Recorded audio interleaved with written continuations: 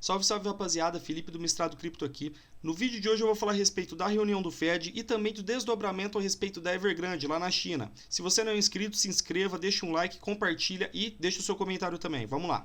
Rapaziada, a gente pode prestar atenção que desde o começo da semana a gente está com um mercado muito tenso. Eles estavam esperando os acontecimentos que a gente já passou e que teve alguns desdobramentos bons, e eu vou falar aqui para vocês agora. No caso eu vou começar pelo Fed e depois a gente evolui lá para Evergrande e faz a conclusão. No caso, a gente tem aqui que o Fed ele sinalizou a redução de compra de títulos em breve e alta de juros em 2022. Agora, nessa reunião que a gente teve, o Fed ele sinalizou que a taxa de juros vai ficar estabilizada entre 0% e 0,25%. Mas ele também deixou um sinal de alerta para a gente que fala a seguinte coisa. O Fed abriu caminho hoje, a 22, para reduzir suas compras mensais de títulos em breve e sinalizou que o aumento de juros pode seguir rapidamente mais que o esperado. E o que é essa compra mensal de título? Isso se deve muito ao fato do que a gente estava passando, da pandemia. Isso é um incentivo à economia que eles estavam fazendo muito por conta do que aconteceu, do que está acontecendo, do que a gente está passando agora. Mas só que a gente teve um agravante que foi a segunda onda, quando a gente teve um aumento de infecção muito maior. Isso fez com que os comércios fechassem, todas as coisas fechassem novamente e a economia que estava começando a engatinhar dá uma travada e com isso a gente demora para ter a nossa recuperação da economia. E com isso eles estão mantendo o incentivo que eles estão dando desde o começo da pandemia, que é a compra mensal de título, para a economia começar a respirar. E o fato deles tirarem esses incentivos é muito por conta da economia se fortalecendo novamente. Isso muito se deve pelo fato do que a sinalização que o Fed começaria em breve a reduzir suas compras mensais de 120 bilhões de dólares em títulos, que vem fazendo parte para conter o impacto da pandemia, era amplamente esperada. Muito por conta da retomada que a economia está tendo lá nos Estados Unidos. A reabertura das coisas, não só nos Estados Unidos, né? A gente que está um pouco atrasado nessa situação.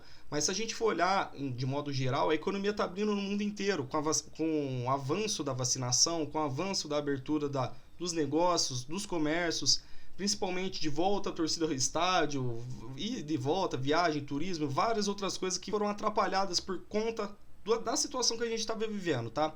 Então é exatamente isso daqui, rapaziada. O Fed ele sinalizou que vai manter a taxa de juros atual de 0,025 e que vai começar a reduzir o incentivo na compra de títulos a partir do final do ano ou daqui a alguns meses, tá? E que a elevação dos juros em 2022 já é um fato. Na verdade, o mundo inteiro está passando por uma inflação ferrenha por conta da impressão desenfreada de dinheiro. Para suprir a economia, com todo mundo parado, eles precisavam injetar dinheiro na economia, ajudar o pessoal e etc. E com isso, a impressão de dinheiro, a gente já sabe que cada vez mais a gente vai perdendo o poder de compra, o valor que a gente comprava determinada coisa, agora, depois dessa impressão, já não vale nada. A gente vê um exemplo Venezuela, a gente vê vários outros países que sofrem com a superinflação, e aqui a gente não está tão distante, porém a gente está numa situação, entre aspas, controlada, né? Mas se a gente pegar aí de 1994, que o real foi criado, até o dia de hoje, a gente tem 90% da perda de compra perdida, tá? Então o que a gente comprava no início do plano real, agora a gente não consegue comprar basicamente nada. Tudo um absurdo, tudo caro e por aí vai, tá? Então a gente já tem as notícias que são importantes agora para o mercado de cripto em relação ao Fed. Agora a gente vai começar a falar da Evergrande, tá? Aqui na Evergrande a gente tem que ver o seguinte: o grupo chinês Evergrande anuncia acordo para evitar o calote de título importante. A gigante chinesa do setor imobiliário Evergrande, à beira da falência, anunciou hoje um acordo com o credor local para evitar o default, falta de pagamento dos juros de um título importante. Só que o pessoal, eles não estão se atentando que é assim, eles estão tapando um buraco, mas tem uns 350 buracos aqui em volta deles ainda aqui. Se continuar nessa pegada, eles vão cair de alguma forma. E é exatamente isso daí, eles têm a dívida acumulada de 300 bilhões de dólares e essa dívida, esse título que estava para vencer, que vai vencer amanhã ainda, de 36 milhões de dólares, ela representa somente os juros de uma parte da dívida. Tá? Em um comunicado enviado à bolsa de Shenzhen, sul da China, sua filial Hengda informa ter negociado um plano para pagar os juros de um título que vencia na quinta-feira e do qual muitos duvidavam o pagamento. Agora presta atenção nessa parte grifada aqui, grifada em vermelho que eu coloquei, que é o seguinte: o comunicado não menciona o pagamento dos juros de outro título que também vence na quinta-feira. Então, pelo que aparenta, eles só conseguiram pagar uma parte desses títulos, não a outra parte. Então a gente vai ver somente isso amanhã acontecendo, como que vai ser, se vai vencer de fato se vai ter o vencimento de fato desses títulos e por aí vai. A gente sabe que já está pago, mas o outro a gente fica em dúvida, tá? Esse acordo ele vai servir como um alívio, tá, para a Evergrande, só que a gente tem que entender a proporção que ela tem, tá, como empresa, como incorporadora, não só na China, mas também no mundo inteiro, tá? Ela emprega mais ou menos 200 mil funcionários, ela está presente em 280 cidades e gera 3,8 milhões de trabalhos indiretos na China, tá? Só que tem entre aspas aqui, uma declaração do chefe executivo global da CEO Office, que fala o seguinte: para que a confiança se transforme em algo mais significativo, o mercado ele tem que observar os planos mais amplos de reestruturação da Evergrande. Agora eles estão tampando um buraco que está praticamente do lado deles. Se eles não desviassem, se eles não fizessem alguma coisa, eles iam cair nesse buraco. E como consequência, isso ia gerar uma onda para o restante do mundo, tá? Porque se trata de investidores, países, e se, por exemplo, entra nesse problema de crise imobiliária lá na China, como a gente tem uma bolha muito grande lá, que eles estão tapando com uma fita, uma hora essa onda vai se dissipar para o mundo inteiro. E a gente, Brasil, a gente tem um laço, a gente tem uma parceria muito forte com a China, tá? A nossa balança comercial é muito significativa a participação da China. Então a gente tem que entender que se essa onda vier para cá, se essa bolha acabar estourando, nós, Brasil e os países emergentes que a China detém poder, que ela tem poder, faz construção, faz parceria, eles são os primeiros que serão atingidos. Igual a gente teve em 2008 do Lehman Brothers, que ele acabou falindo sendo o 5º maior banco do mundo, e se não tivesse uma intervenção do governo dos Estados Unidos ali na hora, o negócio estaria feio, o negócio seria bem pior do que foi. E é exatamente isso daí. Eles tiveram uma injeção de dinheiro lá. E no caso aqui, a gente vê em algumas outras matérias também que a China, o Partido Comunista Chinês, está querendo estatizar agora a Evergrande para tomar conta desse problema que está sendo criado, que já está há muito tempo instalado lá na China. Porém, rapaziada, quando você começa a querer controlar um negócio que já está fora de controle, já começa errado. Então eles podem até atrasar esse problema que a gente está começando a ver agora. Porém, uma hora a conta chega, rapaziada. Não tem como segurar sempre. E aqui, como a gente pode ver, a empresa contratou especialistas para tentar evitar o colapso e, segundo informações da Bloomberg, as agências reguladoras do governo também enviaram funcionários para ajudar o grupo. Então a gente já está vendo, entre aspas, exatamente isso daí que eu falei para vocês. O governo, de qualquer forma, eles vão querer ajudar, eles vão querer, de alguma forma, tapar esse buraco, porque o rombo que vai acontecer na economia da China fica muito complicado, tá? Por mais que eles são a 2ª maior economia do mundo, quando tem um baque desse tamanho, acaba não só atingindo eles, mas como todo o mundo, tá? Que depende. O pessoal fala, entre aspas, que a China é a locomotiva do mundo, né? Na minha opinião, é conveniente para o governo chinês deixar o parquinho pegar fogo, ver até onde isso vai, para depois eles começarem a colocar suas mãos. Porque com uma desestruturação aqui, outra ali, os mercados caindo, as empresas perdendo o valor de mercado, e com isso fica muito mais fácil para, com menos dinheiro, menos quantidade, você colocar as suas mãos ali com uma fatia maior. Tá? E é exatamente isso que aconteceu agora no período de Covid, no início da Covid, todas as empresas despencaram de valor, todos os mercados despencaram de valor, e o aumento da porcentagem de dominância da China aumentou dentro de todos os mercados, principalmente as empresas estrangeiras que estão dentro do território chinês. E todas essas coisas que eu falei para vocês, a reunião do Fed, o risco de calote da Evergrande, medo de recessão e por aí vai, o pessoal faz o que? Ele tira o dinheiro alocado de ativos de risco e mandam para ativos que protegem o capital. Então, como a gente pode ver nessa matéria aqui, o medo de recessão no mundo gera uma corrida pelo ouro. Vale a pena investir? É exatamente isso. O pessoal tira o seu dinheiro e eles ainda consideram o Bitcoin. Eu excluo as altcoins e falo somente do Bitcoin, porque o Bitcoin ele foi criado exatamente para proteger o seu capital, onde o governo não tem alçada, onde o governo não consegue colocar a mão. E exatamente isso. Então precisa de um banco, o banco podendo bloquear o seu dinheiro lá, proibindo você de sacar.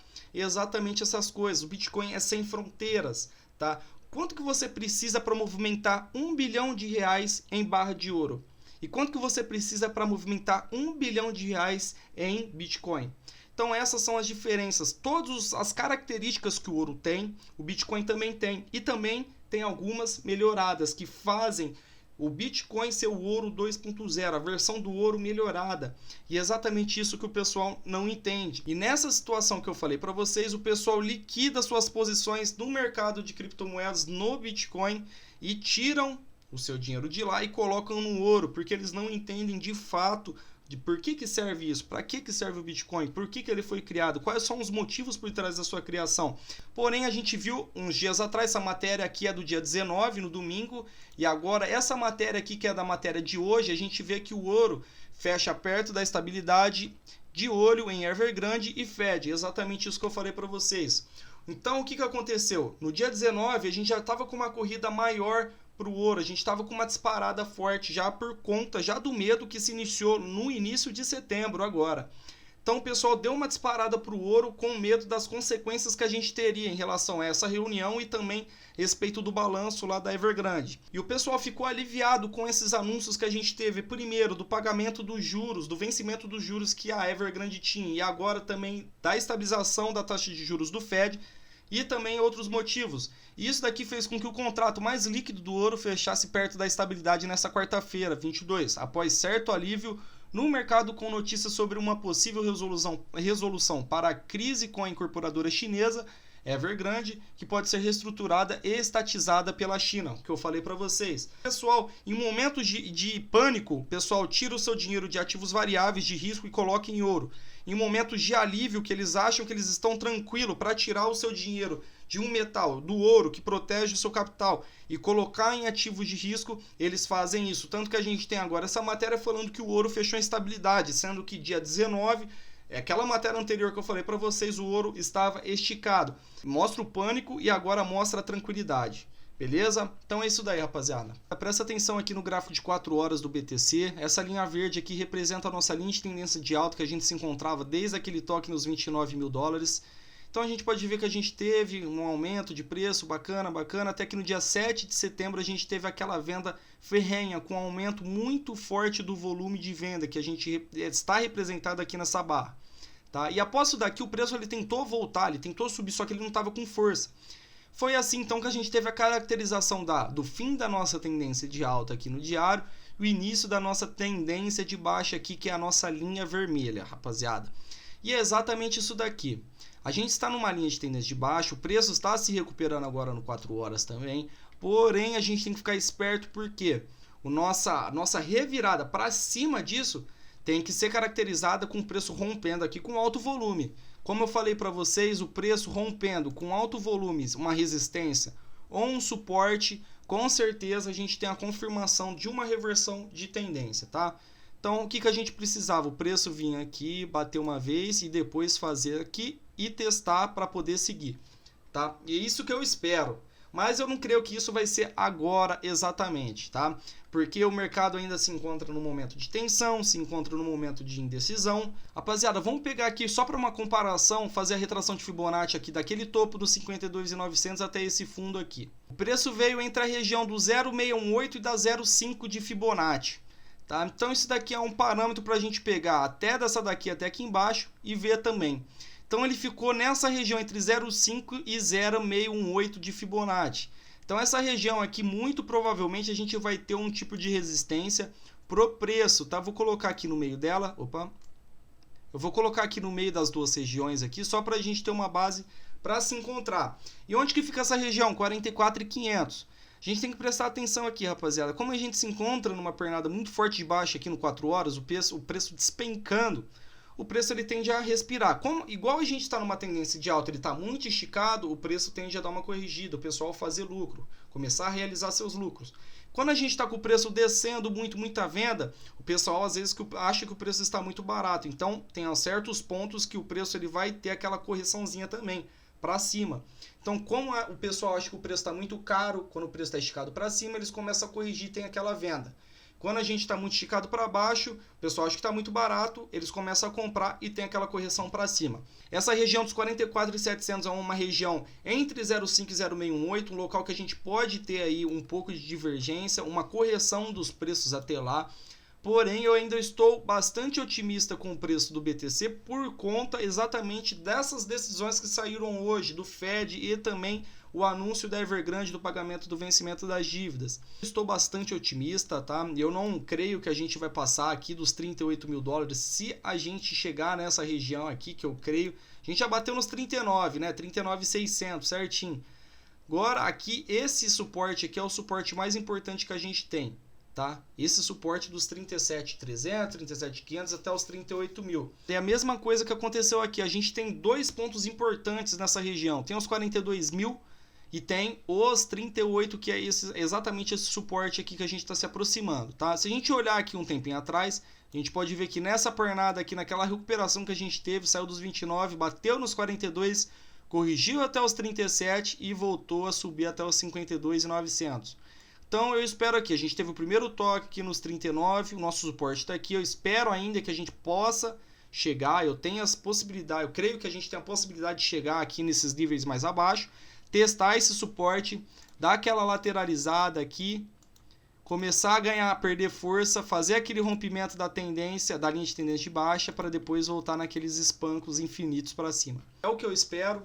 Momento agora de lateralidade, esperar, ficar fora. Se não operar também é operar, isso é te ajudar, é proteger seu capital. Se você vê que o mercado está muito instável, está muito sem direção, ou ele está no momento de correção de uma tendência contrária da que está, então é exatamente isso daí, rapaziada. Você tem que ficar de fora, esperar, ou saber entrar de forma minuciosa, é importante. Proteção de capital, gerenciamento de risco e o restante você vai aprendendo com dedicação, com todo dia na frente do gráfico, olhando. Então, o que eu tenho para falar do Bitcoin é isso daí. Os próximos capítulos a gente vê. Beleza, rapaziada? Tamo junto, um abraço e fica com Deus.